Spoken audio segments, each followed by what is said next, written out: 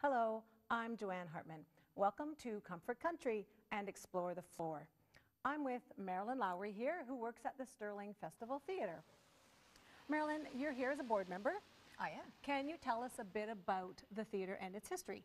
I certainly can. The Stirling Theatre was actually built in 1927, but it was built at the time more as a community service building. There weren't a lot of theatre performances going on. It was mostly meetings and various service groups coming together at the theatre. In the mid-1930s, the Stirling Theatre was actually the village of Stirling's movie house, and people would come from miles around to watch movies here. It's been a while, I think, since movies ran here. And one of the key things, and one of the really interesting bits of history about the theatre that we're standing in right now is it has been used as a variety of, for a variety of purposes over the years. I believe the police station, the public works building, but it was actually the village's or the region's jail for a while. So where we store our actors for shows today down in the lower dressing rooms, they're actually in the former jail of the village of Stirling. I think it's just a screen. Yeah. In the just a little bit closer history, in the mid-80s, however, and I can only assume as the village of Stirling and the surrounding area grew, it was decided by the village council at the time that they needed a larger public works space. So I believe village council had actually passed the resolution to gut the Stirling Theatre and turn it into a public works building. Tell us about SPAC and what SPAC means.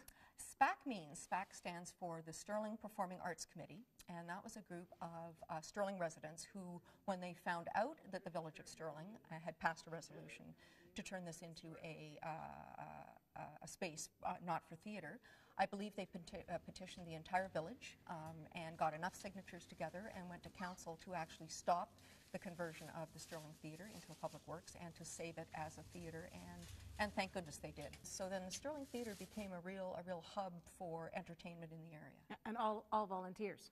Exactly, all totally volunteers. all volunteer driven. So tell us a bit about how Stirling Festival Theatre came to be. Well, Stirling Festival Theatre was founded in 1996, as a while ago. I guess we're just midway through the 14th season.